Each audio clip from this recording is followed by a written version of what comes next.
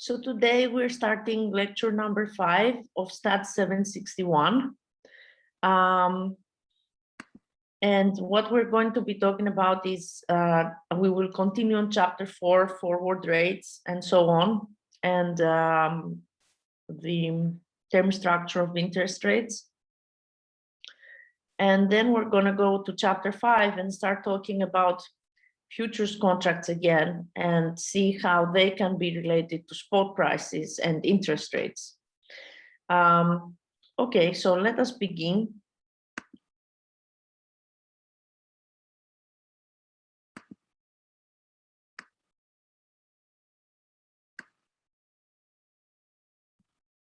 So here we have House book. We go to chapter 4.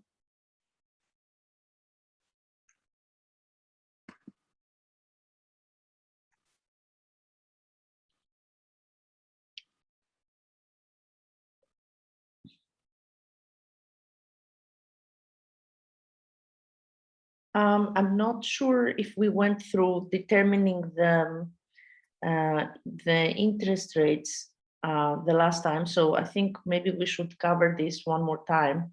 So, no, I think we did. We did cover this. Yeah, that's right. So we go to forward rates.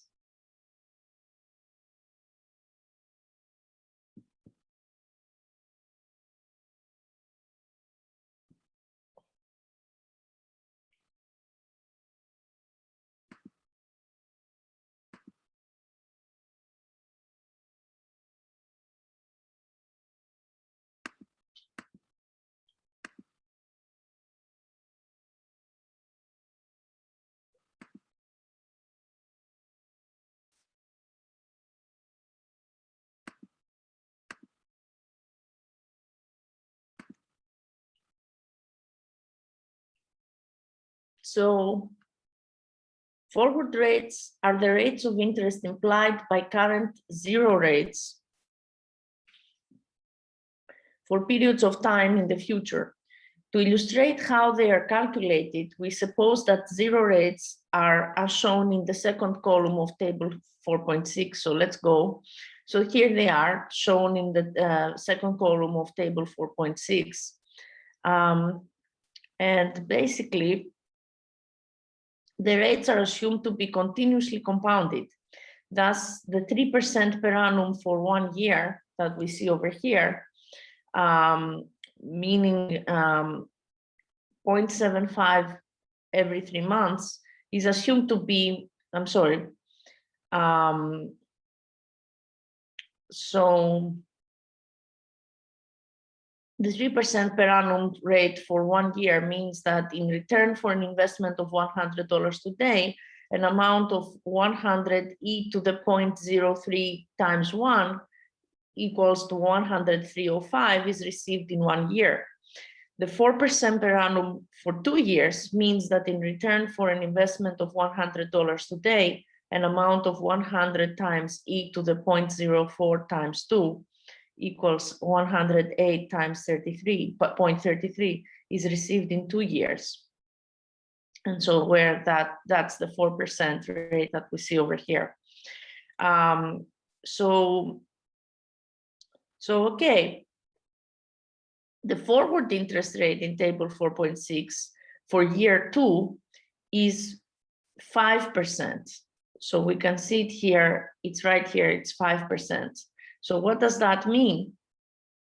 That means this is the rate of interest that is implied by the zero rates for the period of time between the end of the first year and the end of the second year. So it can be calculated from the 1 year zero interest rate of 3% per annum and the 2 year zero rate of 4% per annum. It is the rate of interest for year 2 that when combined with 3% per annum for year 1 gives 4% overall for the 2 years. So that this is the correct value. So suppose that $100 is invested, a rate of 3% for the first year applies, and the rate of 5% for the second year applies. And so that results in 108 0.33 at the end for the second year of the second year. And the rate of 4% per annum for 2 years gives 100 e to the 0.04 times 2, which is also 108.33.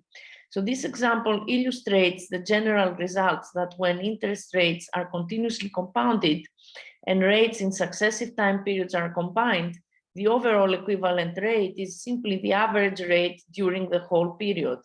In our example, 3% for the first year and 5% for the second year, averaged to 4% over the 2 years. The result is only approximately true when the rates are not continuously compounded. So the forward rate for year 3, let's say, let's look at table 4.6, it's 5.8%, is the rate of interest that is implied by a 4% per annum 2-year zero rate and a 4.6% per annum, which we see over here, 4% and 4.6% per annum for 3-year zero rate, and it is 5.8% per annum. The reason is that an investment for 2 years at 4% per annum, combined with an investment for 1 year at 5.8% per annum, gives an overall average return for the 3 years of 4.6% per annum. So the other forward rates can be calculated similarly and are shown in the third column of the table, as we can see over here.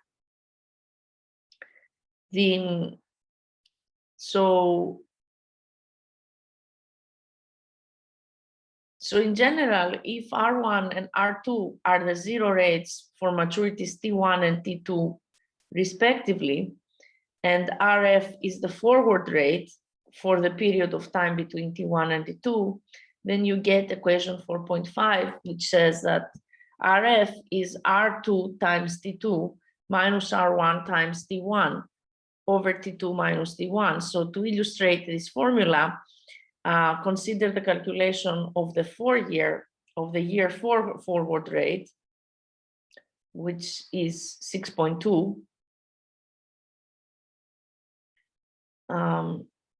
So you see, if you take T1 equals to 3, T2 equals to 4, and R1 is 4.6 and R2 is 5.0, as you can see over here. So R1 is 0.046 and R2 is 0.05.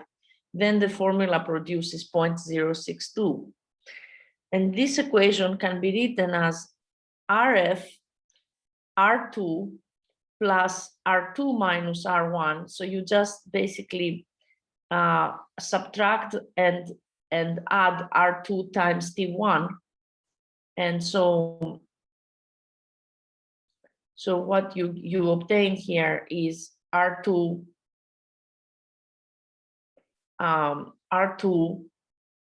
T2 minus T1, which cancels with below, and then you have an R2 plus R2 times T1, which combines with R1 times T1 and gives you R2 minus R1 T1 over T2 minus T1. So it's just an algebraic manipulation of equation 4.5. But this equation 4.6 has the interpretation. It shows that if the zero curve is upward sloping between T1 and T2, so that R2 is greater than R1, then RF is greater than R2. Okay. The forward rate for a period of time ending at T2 is greater than the T2 zero rate, in other words. So similarly, if the zero curve is downward sloping with R2 less than R1, then RF is less than R2, which means the forward rate is less than the T2 zero rate. So taking limits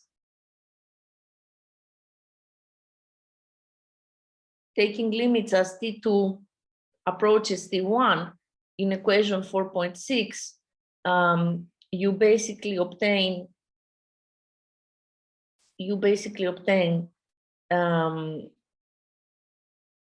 the common value. You let the common value of T1 and T2 be T, and you obtain that RF is equal to R plus t times the derivative of r with respect to t. So where r is the zero rate for a maturity of t. The value of RF obtained in this way is known as the instantaneous forward rate for a maturity of t. This is the forward rate that is applicable to a very short future time period that begins at time t. Instantaneously, in other words, this is the forward rate that is applicable to a very short future time period that begins at time t. It's the instantaneous forward rate at time t. If we defined P0T to be the price of a zero coupon bond maturing at time t, then because P0T is e to the minus RT, the equation for the instantaneous forward rate can also be written in this way. And so the way you get this equation is you basically take the natural logarithm of P0T, and you will obtain on the left-hand side minus the logarithm of P0T equal to R times T. And if you take derivatives of both sides, then the right-hand side is going to look like this: R plus T R, the derivative of T, R, the derivative of T, of RT, excuse me, with respect to T, so that will give you R, plus T times the derivative of R with respect to T, which is going to give you delta R delta T. So the right-hand side is going to give you the right-hand side of this equation, which is the same as RF, and the left-hand side will be the partial derivative of P0T minus the partial derivative of P0T with respect to T. And so you obtain this, this expression over here. So if a large financial institution can borrow or lend at the rates that are given in table 4.5, which we just saw, excuse me,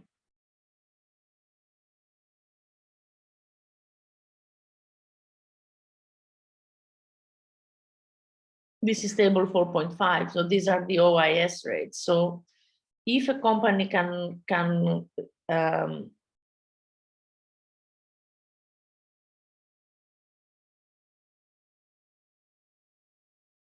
so give me one moment, let me go right there. So if a large financial institution can borrow or lend at the rates on the OIS rates, basically, it can lock in the forward rates. For example, it can borrow $100 at 3% for 1 year and invest the money at 4% for 2 years. I think it's referring to table 4.6 here, but anyway. So for example, you can borrow $100 at 3% for 1 year and invest the money at 4% for 2 years. The result is a cash outflow of 100 times e to the 0.03 times 1, which is 103.05 at the end of year 1, and an e-flow of 100 e to the 0.04 times 2, which is 108.33 at the end of year 2. So since 108.33 is equal to 103.05 times e to the 0.05, a return equal to the forward rate of 5% is earned on 103.05 during the second year. Alternatively, it can borrow, so this is referring to table 4.6, which is right here, 3% for year 1, 4% for the 2 years, and this is the forward rate for year 2, which it can guarantee. It can lock in exactly that forward rate. And it can do the same by following the opposite strategy, which is borrow $100 for 4 years at 5% and invest it for 3 years at, let's say,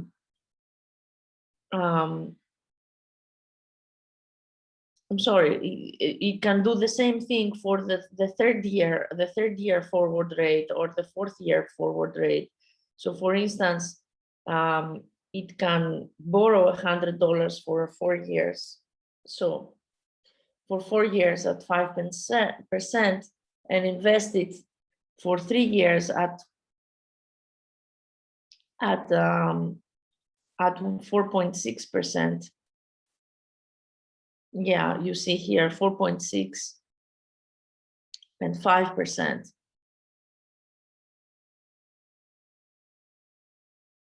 And $100 at 5% and invested for 3 years at 4.6%. So borrow at the 4-year rate, invest at the 3-year rate. The result is a cash inflow of 100 times 0.046 times 3, which is 114.80 at the end of the 3rd year, and the cash outflow of 100 e to the 0.05 times 4, which is 122.14 at the end of the 4th year. So since it is the case that 122.14 is equal to 114.8 times e to the 0.062, which is the 4th year forward rate, 6.2%, right? Excuse me. 6.2 money is being borrowed for the 4th year, basically at the forward rate of 6.2%. So again, they've locked in by using this strategy, the 6.2% forward rate for the 4th year. So if a large investor thinks that rates in the future will be different from today's forward rates, there are many trading strategies that the investor will find attractive. One of these involves entering into a contract known as a forward rate agreement, which we will discuss now. So let's look at this. So suppose a large investor can borrow or lend at the rates given in table 4.6, okay, actually, and thinks that 1-year interest rates will not change much over the next 5 years. The investor can borrow 1-year funds and invest for 5 years. The 1-year borrowings can be rolled over for further 1-year periods at the end of the 1st, 2nd, 3rd, and 4th years. If interest rates do stay about the same, this strategy will yield a profit of about 2.3% per year, because interest will be received at 5.3% and paid at 3%. This type of trading strategy is known as a yield curve play. The investor is speculating that rates in the future will be quite different from the forward rates observed in the market today. So in our example, forward rates observed in the market today for future 1-year periods are 5%, 5.8%, 6.2%, and 6.5%. Robert Citron, the treasurer at Orange County, used yield curve plays similar to the ones we just described very successfully in 92 and 93. The profit for Mr. Citron's trades became an important contributor to Orange County's budgets, and he was reelected. No one listened to his opponent in the election, who said his trading strategy was too risky. In 94, Mr. Citron expanded his yield curve plays. He invested heavily in inverse floaters. These pay a rate of interest equal to a fixed rate of interest minus a floating rate. He also leveraged his position by borrowing in the repo market. If short-term interest rates had remained the same or declined, he would have continued to do well. As it happened, interest rates rose sharply during 94. So on December 1st, 94, Orange County announced that its investment portfolio had lost $1.5 billion, and several days later, it filed for bankruptcy protection. So there, this is how you can play and be played by the yield curve play. Anyway, so let's talk about forward rate agreements. So a forward rate agreement, actually, before we go to the forward rate agreements, let's go to our slides and go through the slides for forward rates.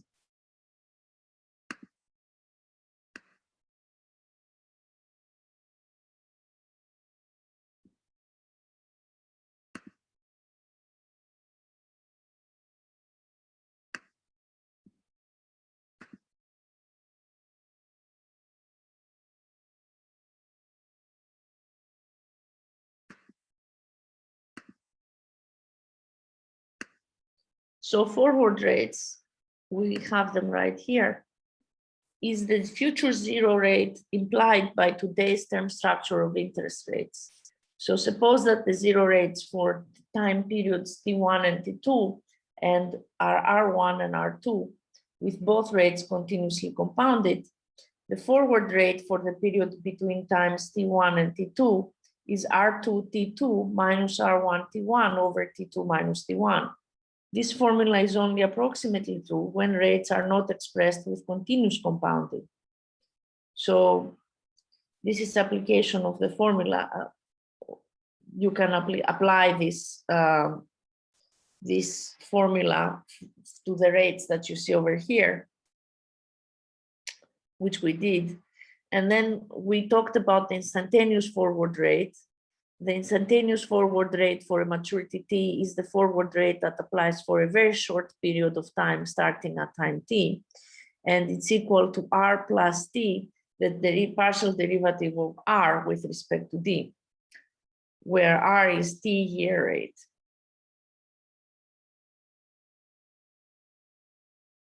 So then we finally have, for an upward sloping yield curve, the forward rate is greater than the zero rate, which is greater than the par yield.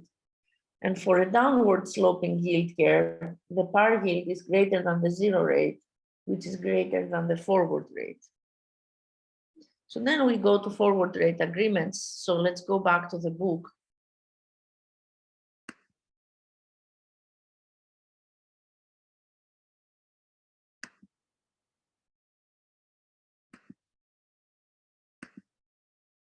So what are forward rate agreements?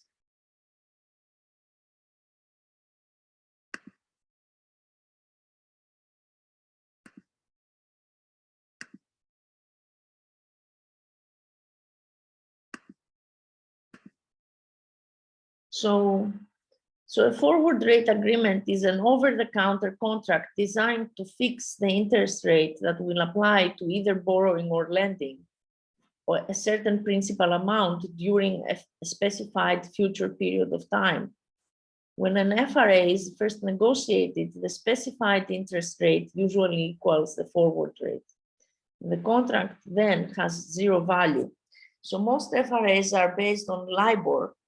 So a trader who will borrow a certain principal amount at LIBOR for a future period can enter into an FRA where for the specified period of time, LIBOR will be received on the principal amount and the predetermined fixed rate will be paid on the principal amount. This converts the uncertain floating LIBOR rate to a fixed rate. If LIBOR proves to be greater than the fixed rate, the payoff from the FRA is positive. A trader who will earn interest at LIBOR for a future time period can similarly lock in the rate by entering into an FRA where LIBOR is paid and the fixed rate is received. Because interest is paid in arrears on loans, the payoff from an FRA is due at the end of the specified time period. Usually, however, the contract is settled at the beginning of the period by a payment of the present value of the payoff. So here's an example. Suppose that the company enters into an FRA that is designed to ensure it will receive a fixed rate of 4% on a principal of $100 million for a 3-month period starting in 3 years. The FRA is an exchange where LIBOR is paid and 4% is received for the 3-month period. If 3-month LIBOR proves to be 4.5% for the 3-month period, the cash flow to the lender will be 100 million times 0.04 minus 0.045 times 0.25 because it's a 3-month period. It's a quarter of the year. So that's why times 0.25. So basically, you end up with a loss of $125,000 at the 3.25 year point. So this is, and that's the point at which the loss is incurred. It's incurred at 3.3 years plus a quarter. So this is equivalent to a cash flow equal to the present value of minus $125,000 at the 3-year point. The cash flow to the party on the opposite side of the transaction will be, of course, plus $125,000. And it's going to be plus $125,000 at the point 3 years plus a quarter, or equivalently, the present value of this at the 3-year point. So suppose company X has agreed to lend money at LIBOR to company Y for the period of time between T1 and T2 and enters into an FRA to fix the rate of interest it will receive. So if we define the rate of interest agreed to in the FRA, RK to be the rate of interest agreed to in the FRA, RF the forward LIBOR interest rate for the periods between T1 and T2 calculated to date, RM the actual LIBOR interest rate observed in the market at time T1 for the period between time T1 and T2, and L the principal amount of the contract. Then, as we can see, we assume that the rates RK, RF, and RM are all measured with a compounding frequency reflecting the length of the period they apply to. So this means that if T2 minus T1 is equal to 0.5, they are expressed with semi-annual compounding. If T2 minus T1 is 0.25, they're expressed with quarterly compounding, and so on. So normally, company X would earn RM from the LIBOR loan. The FRA means that it will earn RK. The extra interest that it earns as a result of entering into the FRA is then the difference of the two, which is RK minus RM. The interest rate is set at time T1 and paid at time T2. The extra interest rate therefore leads to a cash flow to company X at time T2 of L times RK minus RM times T2 minus T1. Similarly, company Y's cash flow at time T2, which can be negative, is then L times RM minus RK times T2 minus T1. So these equations make it clear that the FRA is an agreement where company X will receive interest on the principal between T1 and T2 at the fixed rate of RK and pay interest at the realized LIBOR rate of RM. Company Y will pay interest on the principal between T1 and T2 at the fixed rate of RK and receive interest at RM. This interpretation will be important when we consider this later in other chapters, but we won't get there. But as mentioned, FRAs are usually settled at time T1 rather than T2. The payoff must then be discounted from time T2 to time T1. For company X, the payoff is the present value at time T1 of L times RK minus RM T2 minus T1 is received at time T2. And for company Y, the payoff is the present value at time T1 of L times RM minus RK times T2 minus T1 received at time T2. The discount rate should be the risk-free rate at time T1 for the period between T1 and T2. So if we want to do valuation, to value an FRA, we first note that it is always worth 0 when RK is equal to RF. And usually the contract is designed so that RK is equal to RF at time 0.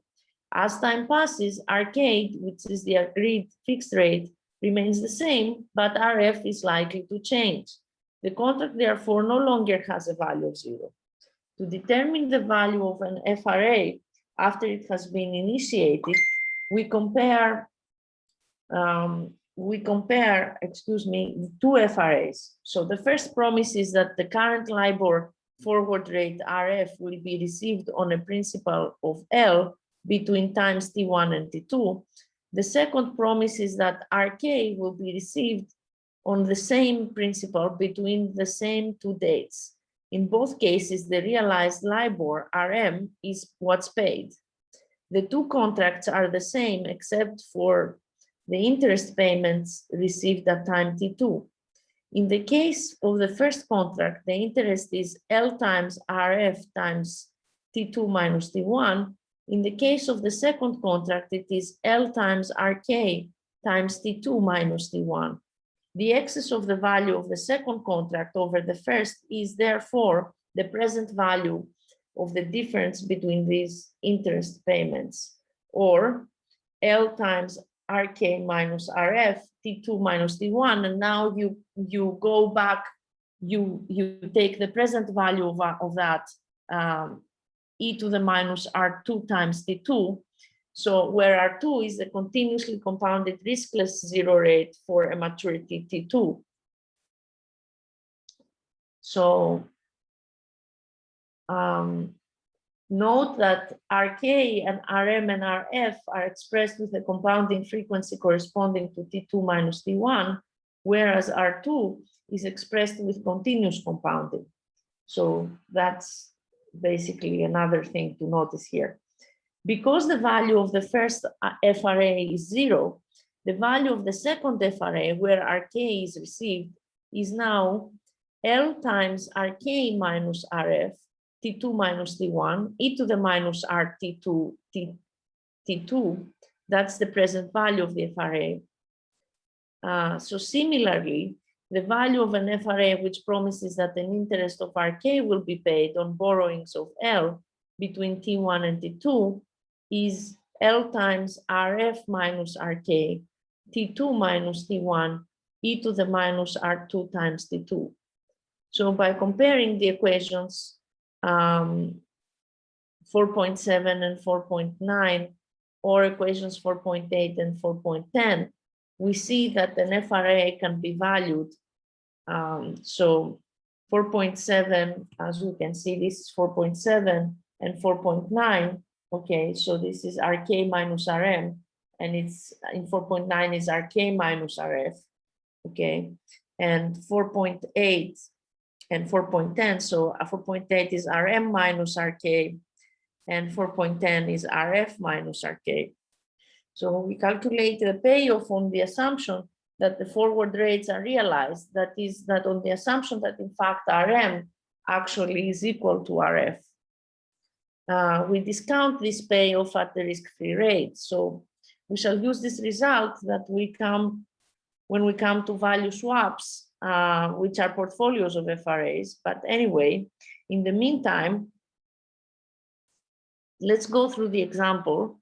So suppose that the forward LIBOR rate for the period between 1.5 years and 2 years in the future is 5% with semi-annual compounding, and that some time ago a company entered into an FRA where it will receive 5.8% with semi-annual compounding and pay LIBOR on a principal of $100 million for the period.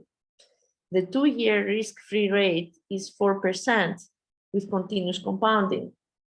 So from equation 4.9, which is right here, the value of the FRA is 100 million times the difference, the difference of RK with RF, which is 0.058 minus 0.05, and times 0.5 because this is semi-annual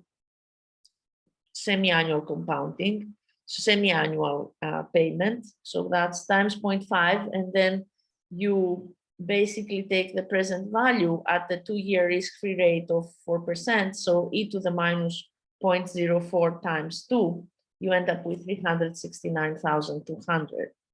Okay, so let's stop sharing and go back to our slides.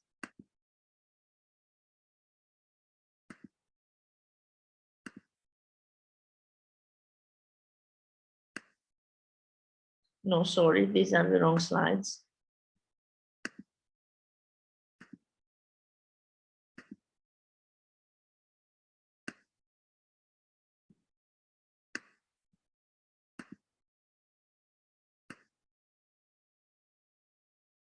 I'm not sure what's going on here. Stop sharing. Share. Okay, yes. So now we have them. So this is a forward rate agreement. So a forward rate agreement is an over-the-counter agreement that a certain rate will apply to a certain principal during a certain future period of time. So as we have seen, an FRA is equivalent to an agreement where interest at the predetermined rate RK is exchanged for interest at the market rate. So an FRA can be valued by assuming that the forward LIBOR interest rate RF is certain to be realized. So this means that the value of an FRA is the present value of the difference between the interest that would be paid at would be paid at interest at the rate of RF and the interest rate that would be paid at the rate of RK. So valuation formulas, if the period to which an FRA applies lasts from T1 to T2, we assume that RF and RK are expressed with a compounding frequency corresponding to the length of the period between T1 and T2.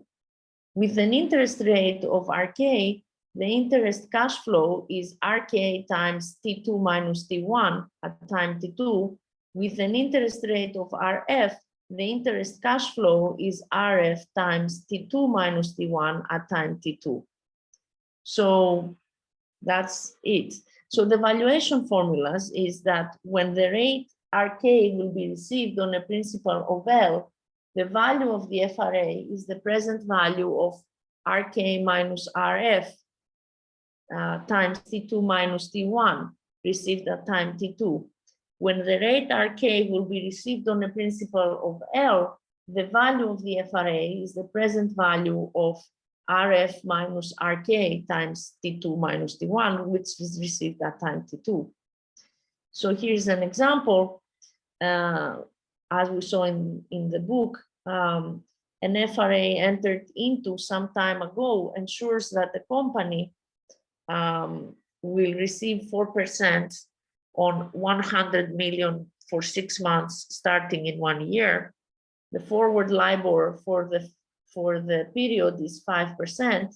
The 1.5-year risk-free rate is 4.5% with continuous compounding. And the value of the FRA in millions is then 100 times 0.04 minus 0.05 times 0.5, because this is semi-annual. Okay, it's every 6 months, times the present value of this cash flow, which is discounted to today by using the 4.5% continuous compounding 1.5-year risk-free rate, which is so it's then e to the minus 0.045 times 1.5. So we obtain minus 0.467. If the 6-month LIBOR interest rate in 1 year turns out to be 5.5%, there will be a payoff in millions of 100 times 0.04 minus 0.055 times 0.5, which is minus 0.75 in 1.5 years. So the transaction might be settled at the 1-year point for the present value of this. And then we will have to basically discount to go to the 1 year. Yeah.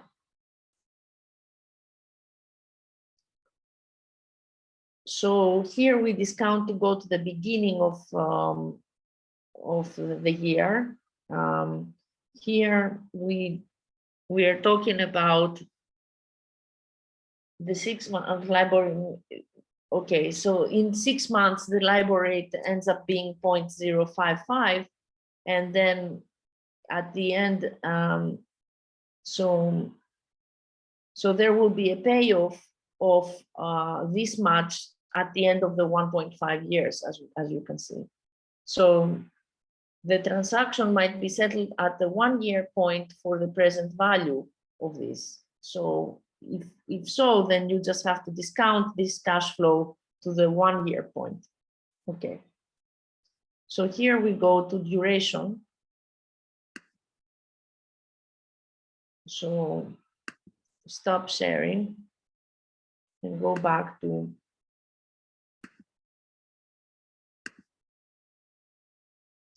so duration. What is duration?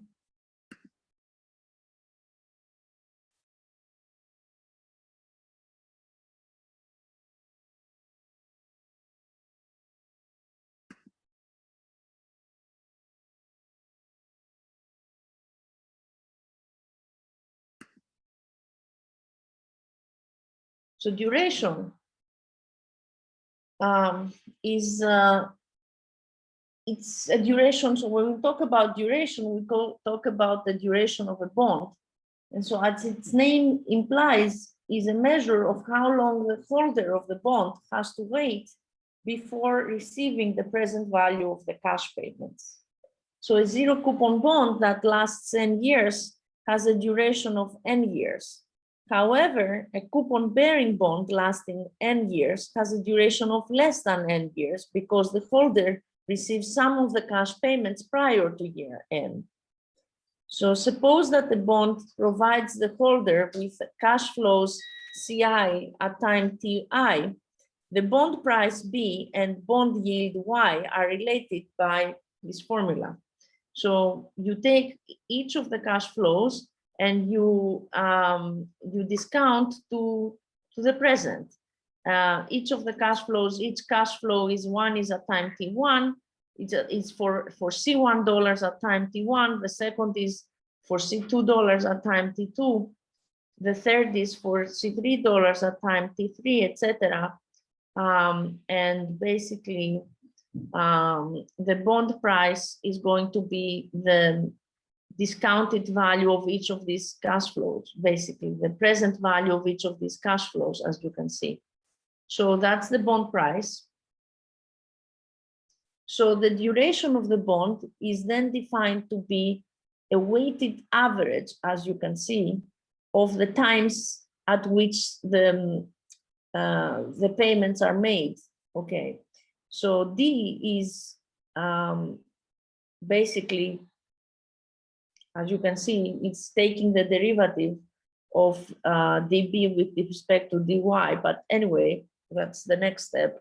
As you can see, the duration is just a weighted average of the TIs weighted by the present value of each of the cash flows, as you can see. So the term in square brackets is the ratio of the present value of the cash flow at time TI to the bond price. The bond price is the present value of all payments. The duration is therefore a weighted average of the times when payments are made, with the weight applied to time TI being equal to the proportion of the bond's total present value provided by the cash flow at time TI. The sum of the weights is 1. Note that for the purposes of the definition of duration, all discounting is done at the bond yield rate of interest, which is Y. When a small change delta Y in the yield is considered, it is approximately true that delta B is then the derivative of the bond with respect to Y times delta Y. So from equation, excuse me for 1 second. When a small change delta Y in the yield is considered, it is approximately true that delta B is equal to dB dy times delta Y. And we can see that this from equation 4.11,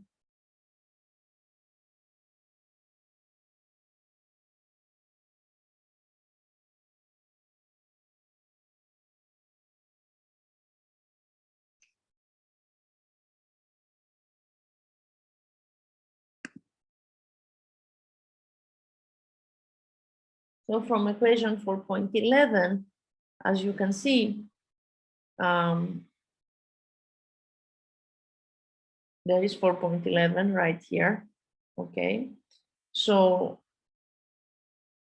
this becomes delta B is equal to minus delta Y times the sum of CI, TI, e to the minus Y, TI. Okay. Note that there is a negative relationship between B and Y. When bond yields increase, bond prices decrease. When bond yields decrease, bond prices increase. So from these equations, which are 4.12, 4.12, and 4.14, the key duration relationship is obtained by delta B equals minus times BD, okay,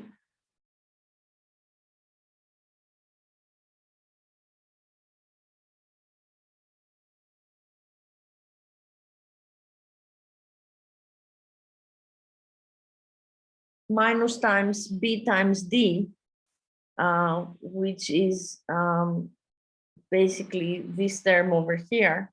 This term over here is minus B times D, as you can see from this equation over here.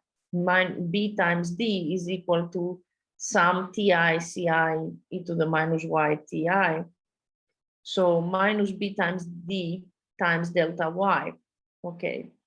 And this can be written as delta B over B is equal to minus D times delta Y. So this equation is an approximate relationship between percentage changes in a bond price and changes in its yield. It is easy to use and is the reason why duration, first suggested by Frederick Macaulay in 1938, has become such a popular measure. So we consider, for instance,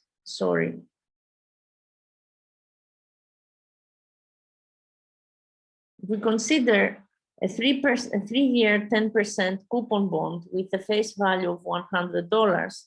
Suppose that the yield of the bond is 12% per annum with continuous compounding. This means that Y is equal to 0.12.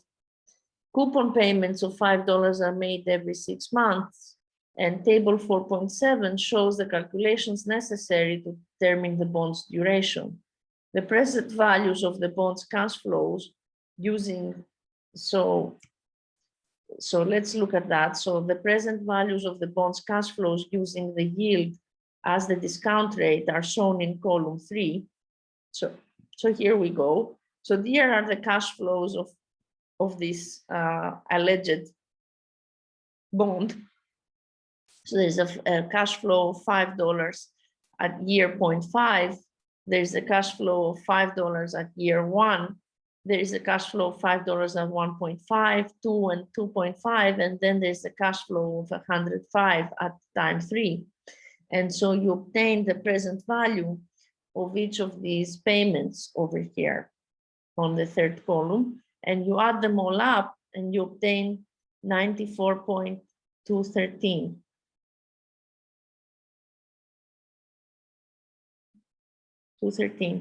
So the weights are calculated by dividing the numbers in column 3 by 94.213, so which we can see over here. So take this number, divide by that, you get that number.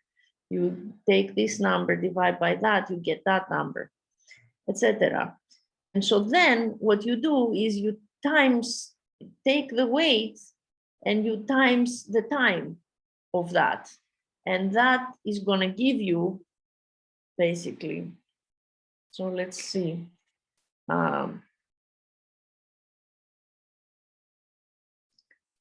So the sum of the numbers in column 3 give the bond prices. The weights are calculated by dividing the numbers in column 3 by 94.213.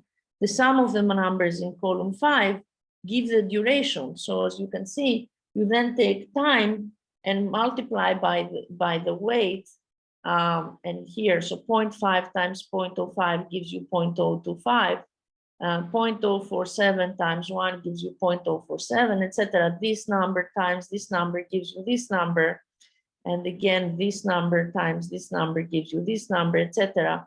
And you take all of these numbers and you add them in the end, and that gives you a measure of duration. So For the bond in table 4.7, the bond price is 94.213 and the duration is 2.653, so that equation 4.15 gives delta B, equation 4.15 gives you delta B equals minus 94.213 times 2.653 times delta Y. So finally, delta B is minus 249.95 times delta Y. So when the yield of the bond on the bond increases by 10 basis points, which is 0.1%, delta Y is 0.001. The duration relationship predicts that delta B will be minus 249.95 times 0.0001, which is minus 2.250, so that the bond price goes down to 94.213 minus 0.25, which is 93.963. And how accurate is this? Valuing the bond in terms of its yield in the usual way, again, with the yield being 10 basis points lower than it was before, we find that the bond yield increases by 10 basis points. When the bond yield increases by 10 basis points to 12.1%, then the bond price actually turns out to be indeed 93.963, which is the same as predicted by the duration relationship. So indeed, this is a good approximation on how the bond price is going to change by using duration. Okay, so here is a modified duration. So the preceding analysis is based on the assumption that Y is expressed with continuous compounding. If Y is expressed with annual compounding, it can be shown that the approximate relationship in equation 4.15, which we see over here, in equation 4.15, is basically delta B equals to minus BD delta Y divided by 1 plus Y. And more generally, if Y is expressed with a compounding frequency of M times per year, then delta B is minus BD delta Y times 1 plus Y over M. And so a variable D star, which is defined by D over 1 plus Y over M, is sometimes referred to as the bond's modified duration. It allows the duration relationship to be simplified to, again, the same format, which is delta B equals minus BD star times delta Y, when Y is expressed with a compounding frequency of M times per year.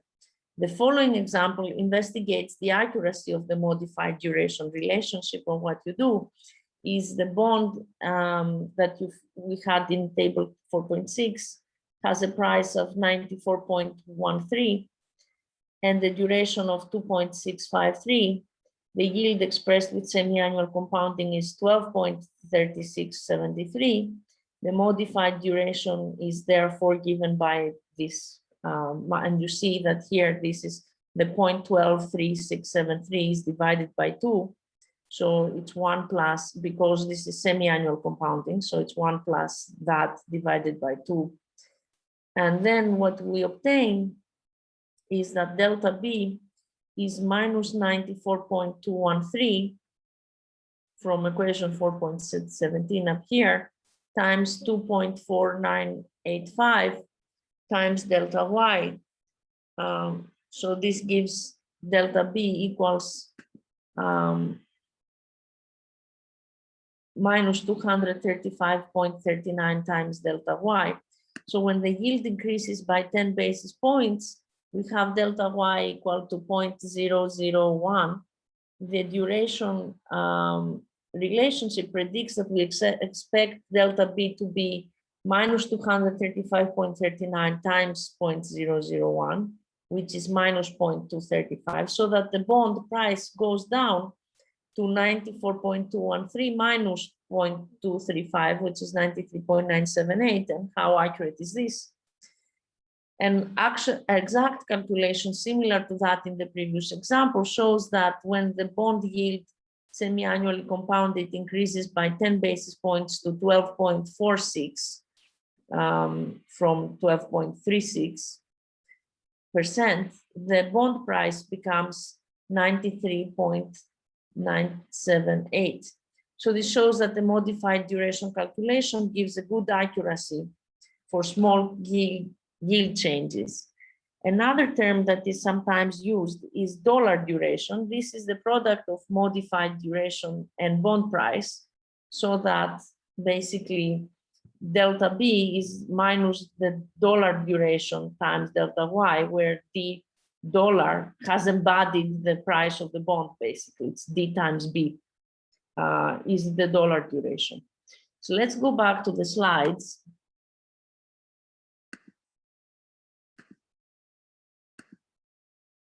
Okay.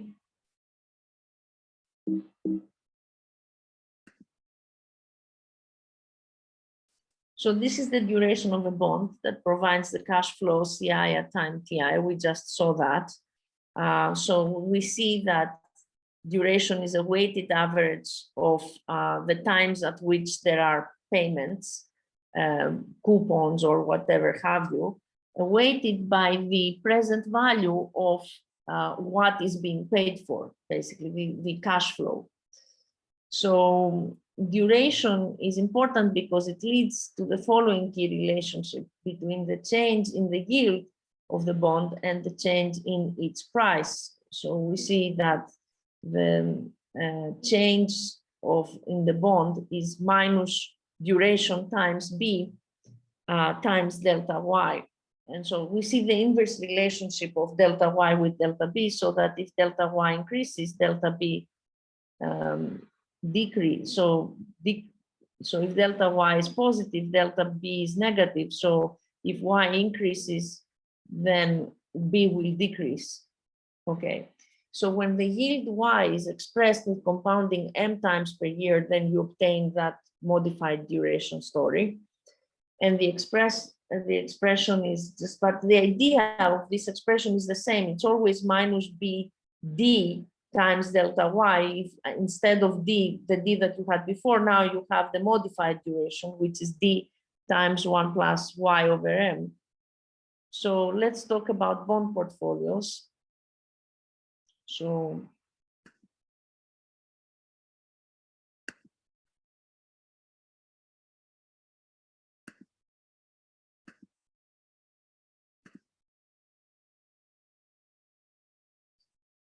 the duration D of a bond portfolio can be defined as a weighted average of the durations of the individual bonds in the portfolio, with the weights being proportional to the bond prices. So equations 4.15, let's go to 4.15. 4.15 over here and 4.17 over here. That's the key relationship, delta B equals minus BD times delta Y. So then the equations 4.15 and 4.17 apply, with B being defined as the value of the bond portfolio. They estimate the change in the value of the bond portfolio for a small change, delta Y, in the yields of all the bonds. It's important to realize that when duration is used for bond portfolios, there is an implicit assumption that the yields of all bonds will change by approximately the same amount. When the bonds have widely differing maturities, this happens only when there is a parallel shift in the zero coupon yield curve. We should therefore interpret equations 4.15 and 4.17 as providing estimates of the impact of the price of a bond portfolio for a small parallel shift delta Y in the zero curve. By choosing a portfolio so that the duration of assets equals the duration of liabilities, i.e. the net duration is zero, a financial institution eliminates its exposure to small parallel shifts in the yield curve, but it is still exposed to shifts that are either large or non-parallel. So to this effect, we now estimate the convexity, which is going to give you a better estimate of the change in bond prices, not just to the first order term, but to the second order term. So what is the convexity? This is, instead of being the first derivative of delta of dB to dy, dB dy, it's going to be the second derivative, d squared b dy squared. So let's look at the convexity. So the duration relationship applies only to small changes in yield. This is illustrated in figure 4.3. Let's look at figure 4.3 over here. So there we go. You see here, one portfolio of bonds Y is somehow parallel. It's kind of almost like a straight line. So changes in Y are going to capture changes in delta B over B well. But as we can see, for bond portfolio X, we have a convexity. So the change in Y is going to capture to a certain extent delta B over B, but not completely. You will need the second term, which will correct for the convexity here. It's going to be more useful. So let's understand this. So the duration relationship applies only to small changes in yields. This is illustrated in the figure we just saw, which shows the relationship between the percentage change in value and change in yield for two bond portfolios having the same duration. The gradients of the two curves are the same at the origin. This means that both bond portfolios change in value by the same percentage for small yield changes and is consistent with the equation 4.16, which we see over here. Sorry. Consistent with this equation 4.16, which we see over here.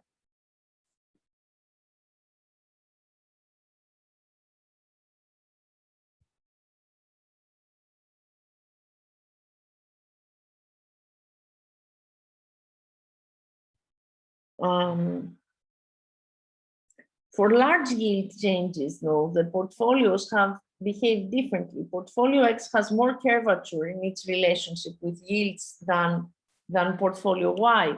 So a factor known as convexity measures this curvature and can be used to improve the relationship in this equation 4.16 that we saw before. So the measure of convexity is basically taking the second derivative, d squared b over dy squared over b. So from Taylor series expansions, we obtain a more accurate expression than equation 4.13, which was this one over here. This is 4.13, so we obtain one more term correction, so which will include the second derivative. And what we can see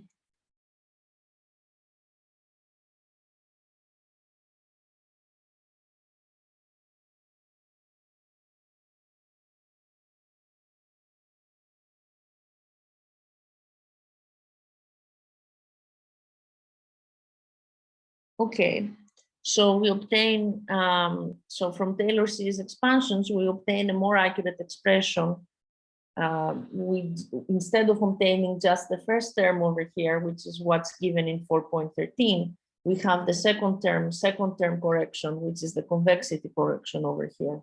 And this leads to delta B over B equal to minus D times delta Y plus 1/2 C, where C is the convexity, delta Y squared. For a portfolio with a particular duration, the convexity of a bond portfolio tends to be greatest when the portfolio provides payments evenly over a long period of time.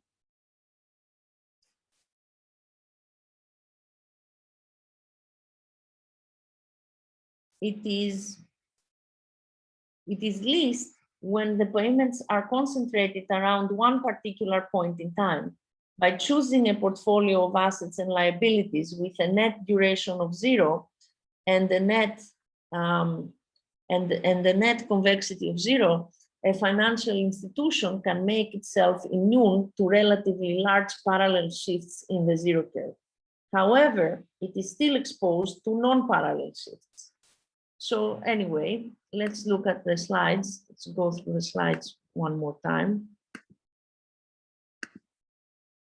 Okay, so with bond portfolios, let's recap what's going on. So the duration of for a bond portfolio is the weighted average duration of the bonds in the portfolio with weights proportional to prices. The key duration relationship for a bond portfolio describes the effect of small parallel shifts in the yield curve. What exposures remain if duration of a portfolio of assets equals the duration of a portfolio of liabilities? Okay, so still there is, so if the duration, so then there is the convexity exposure, right? And we have the non-parallel shifts in delta Y that can cause troubles that we cannot capture here, basically. So if we have non-parallel shifts, we don't capture it, and if we have convexity in the portfolio, again, we don't capture it. So let's go here.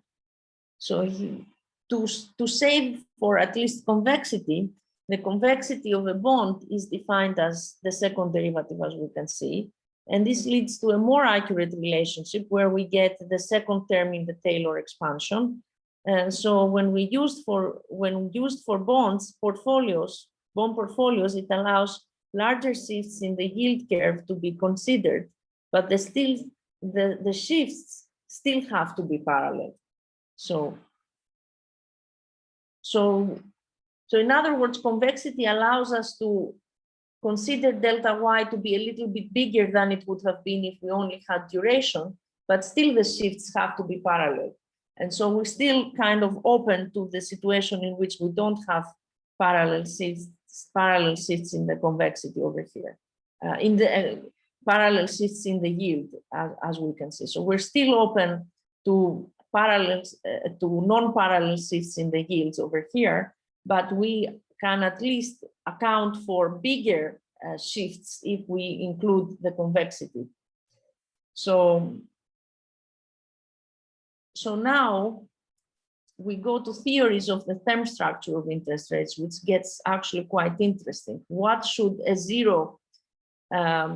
what should the term structure of interest rates look like? In other words, okay, should it be that lower maturity rates are less than higher maturity rates? That's usually what happens, but there are several theories. Some agree with that, some don't agree with that, and that's what we're going to discuss next.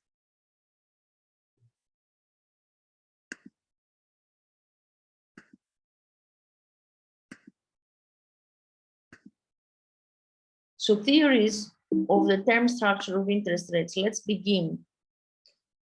So it is natural to ask, what determines the shape of the zero curve? Why is it sometimes downward sloping, sometimes upward sloping, and sometimes partly upward sloping and partly downward sloping? A number of different theories have been proposed.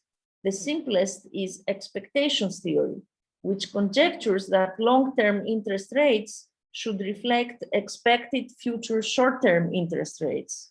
More precisely, it argues that the forward interest rate corresponding to a certain future period is equal to the expected future zero interest rate for that period. So that's what expectation says. It gives you equality. It says, in other words, that the forward interest rate corresponding to a certain future period is going to be equal to the expected future zero interest rate for that period. That's equality. So that's what expectations theory tells you. Another idea is the market segmentation theory, which conjectures that there need to be absolutely no relationship between the short, medium, and long-term interest rates. Under this theory, a major investor, such as a large pension fund or an insurance company, invests in bonds for a certain maturity and does not readily switch from one maturity to another. The short-term interest rate is determined by supply and demand in the short-term bond market. The medium-term interest rate is determined by supply and demand in the medium-term bond market, and so on. So market segmentation theory says that each segment basically has a mind of its own. It basically fluctuates without regard to what happens to the other legs, the medium term, the long term, and the short term. The theory that is most appealing is liquidity preference theory.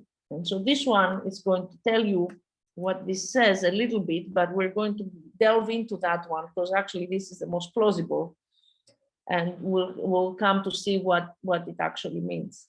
So the basic assumption underlying this theory is that investors prefer to preserve their liquidity and invest funds for short periods of time. Borrowers, on the other hand, usually prefer to borrow at fixed rates for long periods of time. This leads to a situation in which forward rates are greater than the expected future zero rates.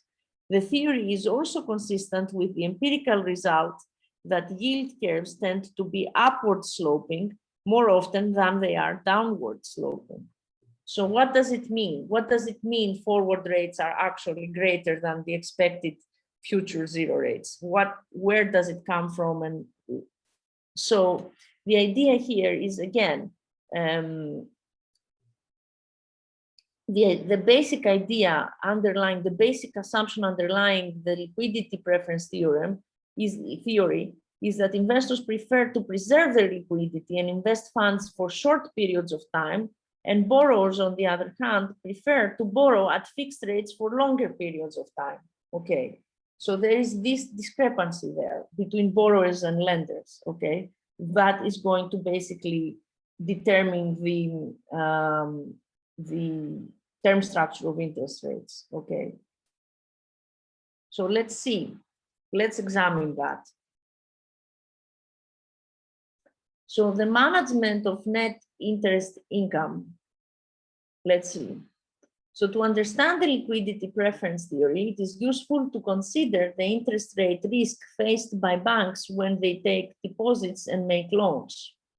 The net interest income of the bank is the excess of the interest received over the interest paid and needs to be carefully managed. So consider a simple situation where a bank offers consumers a 1-year and a 5-year deposit rate, as well as a 1-year and a 5-year mortgage rate.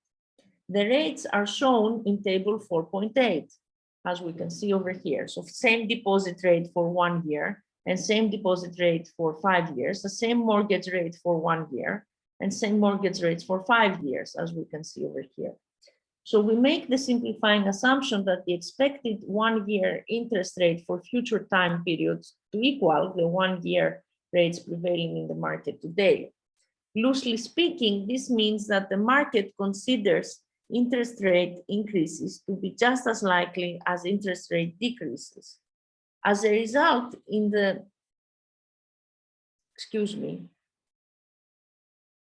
As a result, the rates in 4.8 are fair in that they reflect the market's expectation, they correspond to the expectations theory.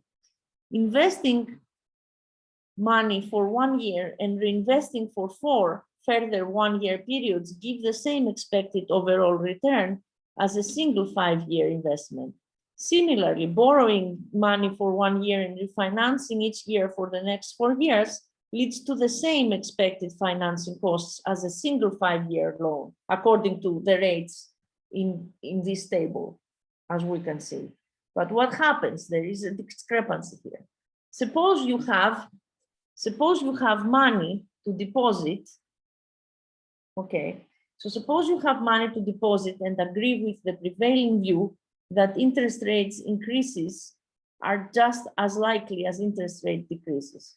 Would you choose to deposit your money for 1 year at 3% per annum or for 5 years at 3% per annum? The chances are that you would choose 1 year because this gives you more financial flexibility. It ties up your funds for a shorter period of time. Now, suppose that you want a mortgage. Again, you agree with the prevailing view that interest rate increases are just as likely as interest rate decreases. Would you choose a 1-year mortgage at 6% or a 5-year mortgage at 6%? The chances are that you would choose a 5-year mortgage because it fixes your borrowing rate for the next 5 years and subjects you to less refinancing risk. So when the bank posts the rates as shown in table 4.8, which we just saw, let's just go back and see it again, in exactly this way, as you can see, being the same, whether maturity is 1 or 5 years, okay? It is likely to find, so when the bank posts the rates as shown in table 4.8, it is likely to find that the majority of its depositors opt for 1-year deposits and the majority of its borrowers opt for 5-year mortgages. This creates an asset liability mismatch for the bank and subjects it to risks. There is no problem if interest rates fall.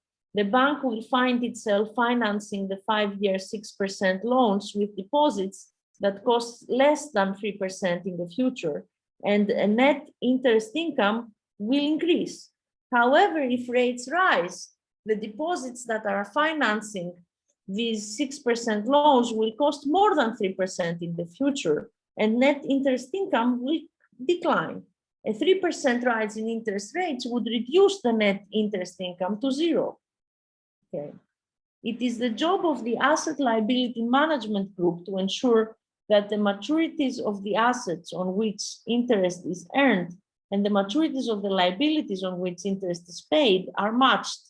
One way it can do this is by increasing the 5-year rate on both deposits and mortgages. For example, it could move to the situation in table 4.9, which is over here, where the 5-year deposit rate is 4% and the 5-year mortgage rate is 7%. This would make 5-year deposits relatively more attractive and 1-year mortgages relatively more attractive.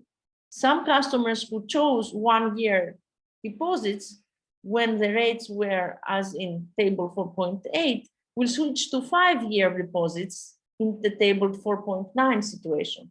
So some customers who chose 5-year mortgages when the rates were as in table 4.8, meaning equal all across the board, will choose a 1-year mortgages instead. This may lead to the maturities of assets and liabilities being matched. If there is still an imbalance with depositors tending to choose a 1-year maturity and borrowers a 5-year maturity, 5-year deposit and mortgage rates could be increased even further. Eventually, the imbalance will disappear. The net result of all banks behaving in the way we have just described is liquidity preference theory. Long-term rates tend to be higher than those that would be predicted by expected future short-term rates. So the yield curve is upward sloping most of the time, and it is downward sloping only when the market expects a steep decline in short-term rates.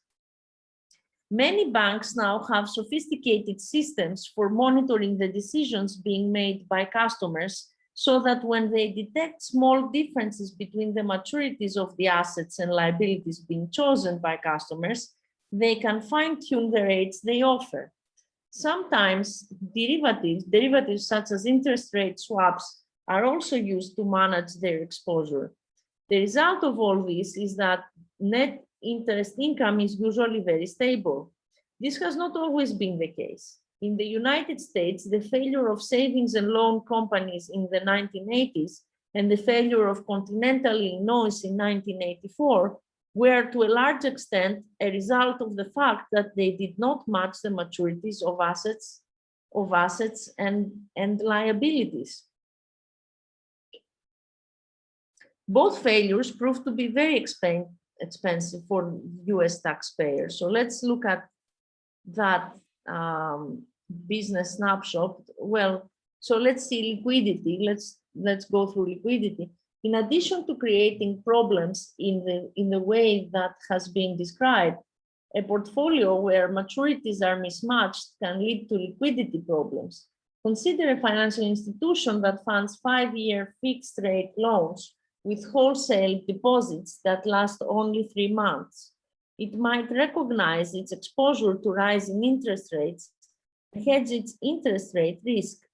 One way of doing this is by using interest rate swaps, as mentioned earlier. However, it still has a liquidity risk.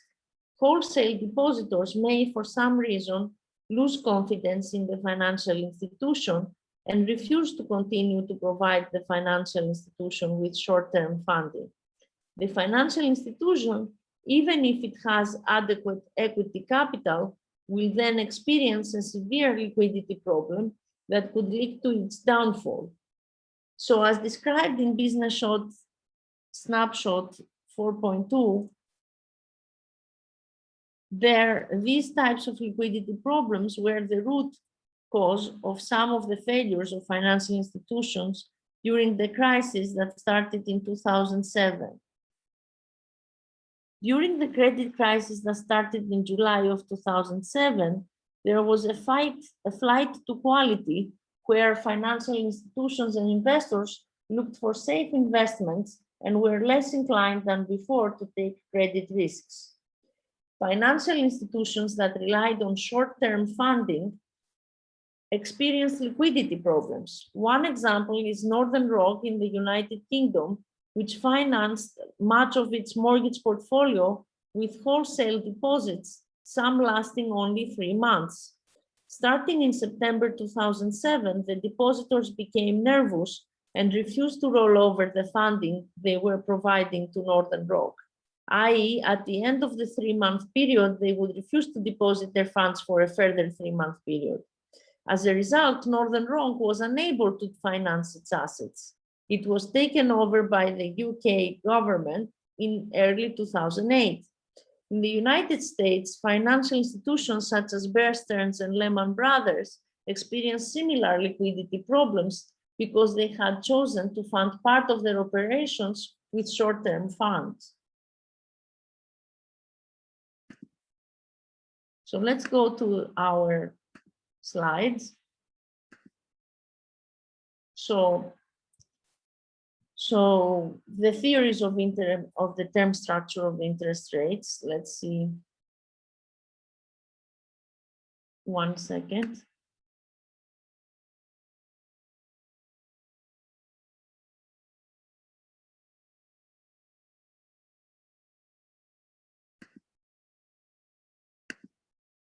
So the theories of the term structure of interest rates. So expectations theory, which is forward rates equal expected future zero rates, and market segmentation, which is short, medium, and long rates determined independently of each other, and liquidity preference theory, which says that forward rates are higher than expected future zero rates. So suppose that the outlook of the rates is flat and you have been offered the following choices. The question is, which would you choose as a depositor? You would choose obviously the 1-year deposit rate, and it's for your mortgage, you would choose the 6% 5-year. And this can lead to liquidity problems, as we just saw. So to match the maturities of borrowers and lenders, the bank has to increase the long rates, right, above expected future short rates. So in our example, the bank might offer 4% for the 5-year deposit and 7% for the 5-year mortgage rate. Okay. So indeed, so this basically, this kind of solution can be given in order to have liquidity, which is to increase the long rates above expected future short rates, as you can see. Okay. So this brings us to the end of chapter 4.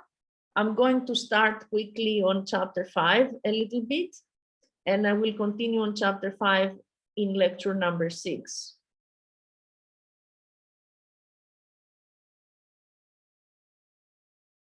So give me a second.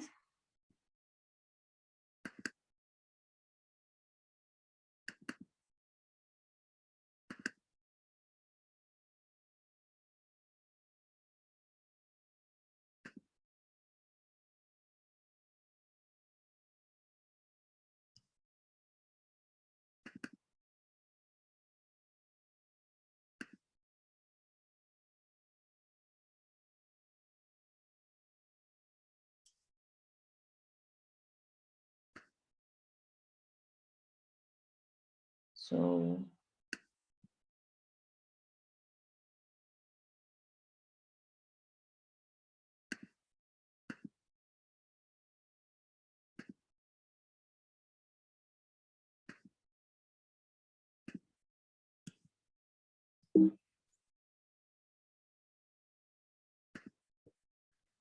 I think we're going to go through the book. I think that's the best solution. Let us start by doing the book.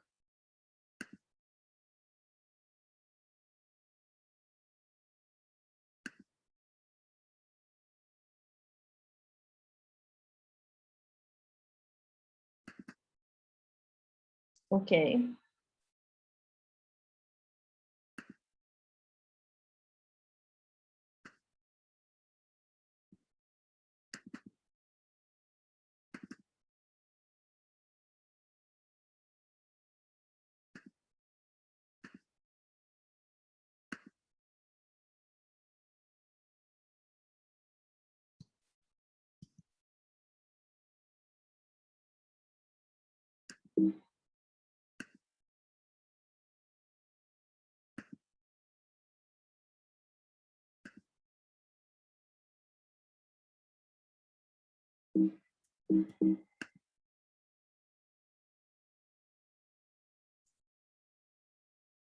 Yeah, for some reason this is not working.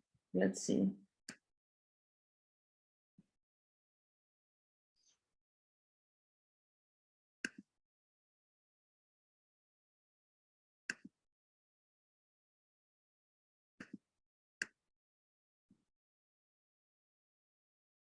Share the screen.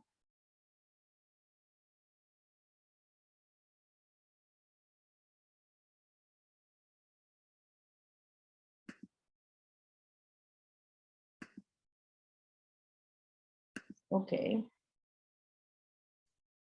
So let's go to determination of forward and futures prices. So in this chapter, we examine how forward prices and futures prices are related to the spot price of the underlying asset. Forward contracts are easier to analyze than futures contracts because there is no daily settlement, only a single payment at maturity. We therefore start this chapter by considering the relationship between the forward price and the spot price. Luckily, it can be shown that the forward price and futures price of an asset are usually very close when the maturities of the two contracts are the same.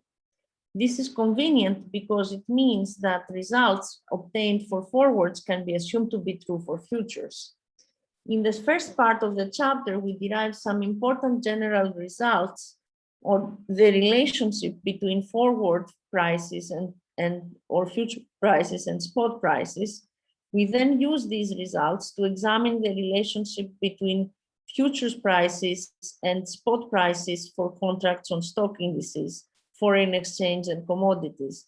We will consider interest rate futures contracts in the next chapter. So investment asset versus consumption asset. So let's look at that.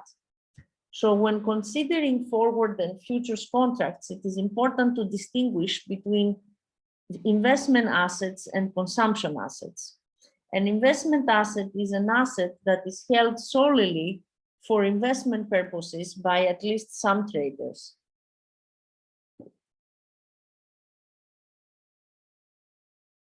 Stocks and bonds are clearly investment assets. Gold and silver are also examples of investment assets. Note that investment assets do not have to be held exclusively for investment. Silver, for example, has a number of industrial uses. However, they do have to satisfy the requirement that they are held by some traders solely for investment. A consumption asset is an asset that is held primarily for consumption. It is not normally held for investment. For example, examples of consumption assets are commodities such as copper, crude oil, corn, corn and pork bellies. As we shall see later in the chapter, we can use arbitrage arguments.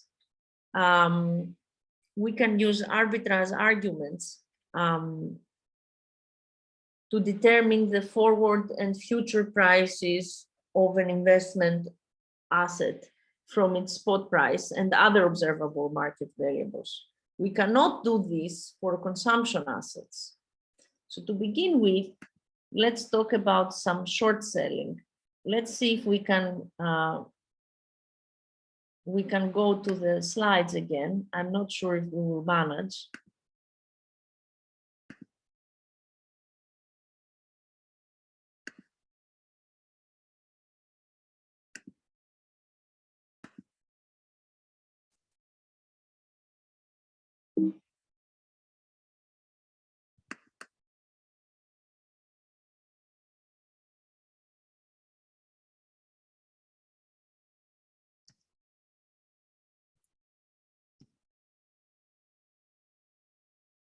Okay.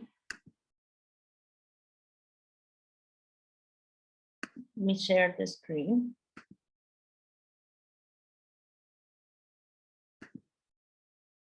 Okay, so now, consumption versus investment assets. Investment assets are assets held by significant numbers of people purely for investment purposes. So examples of those are gold and silver. And then consumption assets are assets held primarily for consumption, such as copper and oil. So let's go down. So now we talk about short selling. So what is short selling? Short selling is basically selling securities that you do not own. So your broker, what happens is that your broker borrows the securities from another client and sells them in the market in the usual way. So let's see. So let me share the screen.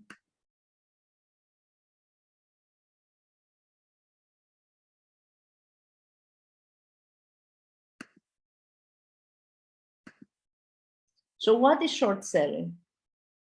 So some of the arbitrage strategies presented in this chapter involved short selling. So what is short selling? This trade usually simply referred to as shorting, involves selling an asset that is not owned. It is something that is possible for some, but not all investment assets.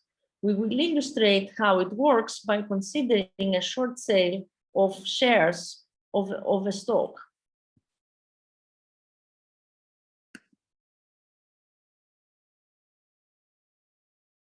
So suppose an investor instructs a broker to short 500 shares of company X.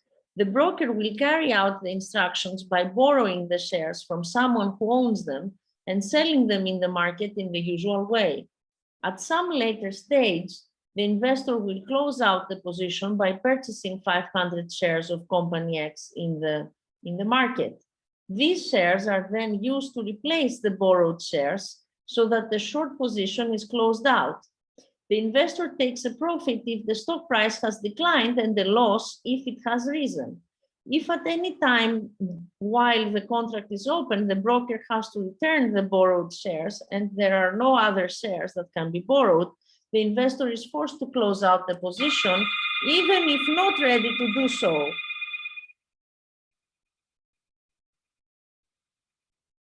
Often, excuse me for that, often a fee is charged for lending the shares to the party doing the shorting. An investor with a short position must pay to the broker any income, such as dividends or interest, that would normally be received on the securities that have been shorted. The broker will transfer this income to the account of the client from whom the securities have been borrowed. Consider the position of an investor who shorts 500 shares in April when the price per share is $120 and closes out the position by buying them back in July when the price per share is $100. Suppose that the dividend of $1 per share is paid in May. The investor then receives 500 times $120, which is $60,000 in April, when the short position is initiated. The dividend leads to a payment by the investor of 500 times $500 in May. The investor also pays 500 times 100, which is $50,000 for shares when the position is closed out in July. And the net gain, therefore, is 60,000 minus 500 minus 50,000, which is 9,500, when any fee for borrowing the shares is ignored. So table 5.1 illustrates this example and shows that the cash flows from the short sale are the mirror image of the cash flows from purchasing the shares in April and selling them in July. So what we see here is you purchase the 500 shares of 120, so that gives you net outflow of $60,000. You receive a dividend of $500 in May, and in July you sell the 500 shares for $50,000. So you have a net profit of minus 9,500, which is a loss of 9,500. And here you borrow the 500 shares and sell them for $120. So you get $60,000. You pay dividend. You pay dividend for of minus, so that's minus $500 in May, and then you buy the 500 shares for $100 per share in July. So you incur a loss of $50,000. So overall, you obtain a net profit of 9,500.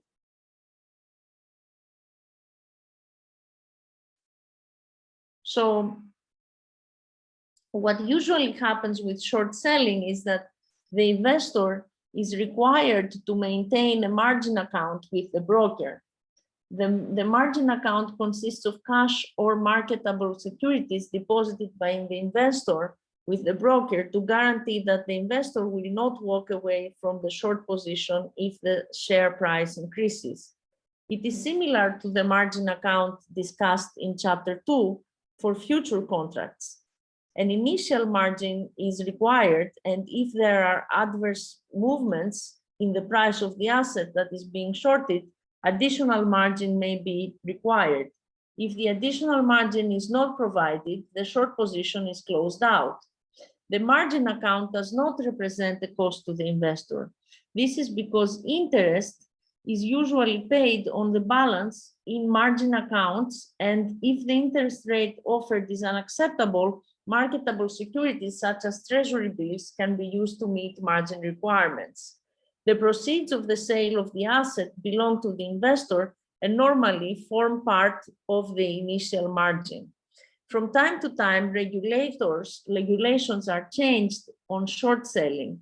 In 1938, the uptick rule was introduced. This allowed shares to be shorted only on an uptick, that is, when the most recent movement in the share price was an increase. The SEC abolished the uptick rule in July 2007, but introduced an alternative uptick rule in February of 2010.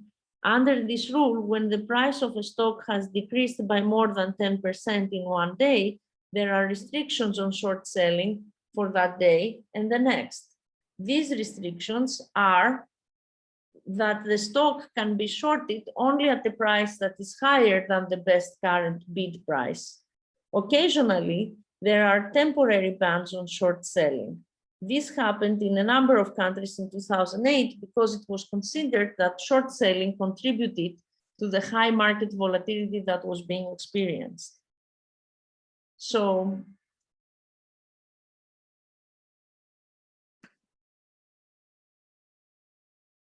okay, so let's stop sharing this screen.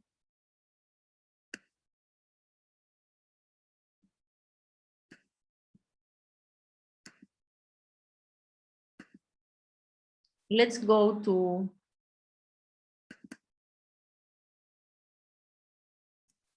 okay, and we can share this screen, share the slides.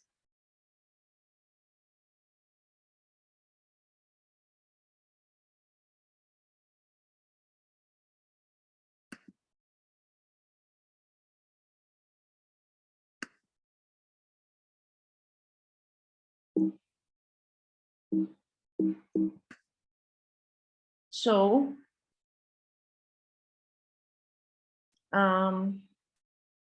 yeah, so short selling. So short selling involves selling securities that you do not own. Your broker borrows the securities from another client and sells them in the market in the usual way. At some stage, you must buy the securities so they can be replaced in the account of the client. You must pay dividends and other benefits the owner of the securities receives. There may be a small fee for borrowing the securities. So when you short 100 shares, when the price is $100, and close out the short position 3 months later when the price is $90. So suppose you do that. During the 3 months, a dividend of $3 per share is paid. What is your profit? So you sell $100 at 100 shares at $100 each. So that gives you $10,000, okay? Then in 3 months, you pay a dividend of $3 per share, so you minus $300. So what is your profit? Then you buy back the shares at $90, so you have an outflow of $9,000. So that's minus $9,000. So the overall money that you get is $10,000 minus $300 minus $9,000. So that gives you a net of $700. So what would so that is your profit. So your profit is $700 from this transaction. And what would be your loss if you had bought 100 shares? It would minus that, which is minus 700. So that your loss is then another. If you had bought the shares, you would have incurred a loss of $700. And now that you short sold these shares, you ended up making $700. Why? Because basically the price fell from 100 to $90. So even though you had to pay the dividend, which was only $300, you still ended up pocketing $700. Okay, so at this point,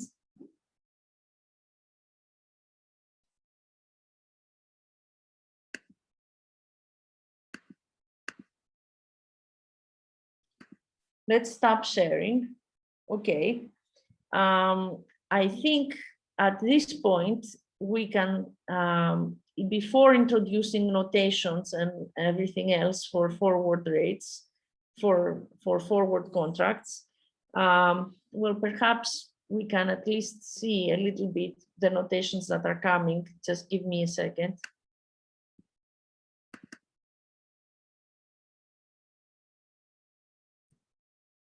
Okay.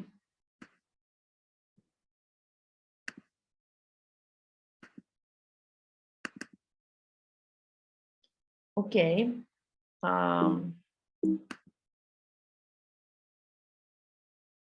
So the notations that we're going to use for valuing futures and forward contracts is S0 will be used for the spot price today, F0 will be the futures or forward price today. T will be the time until delivery, and R will be the risk-free interest rate for maturity. So here it starts you by asking you if there is an arbitrage opportunity under these conditions. We will see this in the next class, in the next lecture, but this is what the notation that we will use is. Let's at this point, let me see. Let me just share the screen.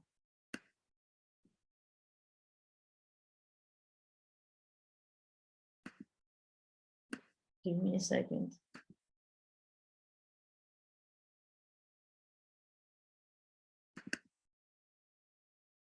Okay.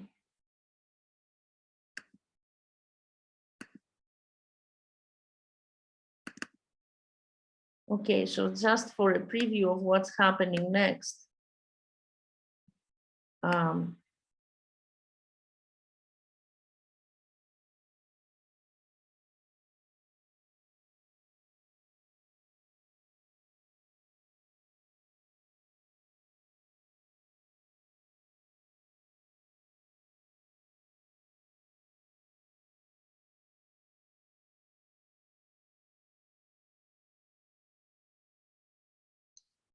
So again, it starts you with the assumptions and notations that it uses to value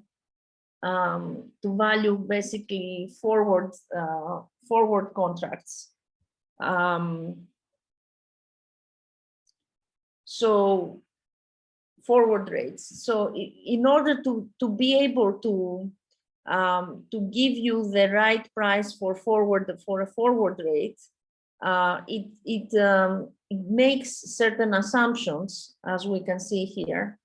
We will go through the assumptions, and this is the notation, and then we're going to see that in fact all these quantities, which are F0, the forward price today, the price of the asset underlying the forward contract today, S0, so the spot and the forward price and the time to maturity and the zero coupon risk-free interest rate actually have to satisfy certain conditions. They're not just random, they are related to each other in some way. And in order to show you the relationship with which they have to satisfy, it starts by making some assumptions and introducing this notation. So we will see all that in the next class.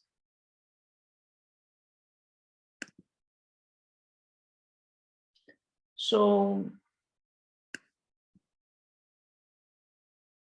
I'll see you in the next class, where we will discuss forward prices and spot prices and interest rates and their relationship.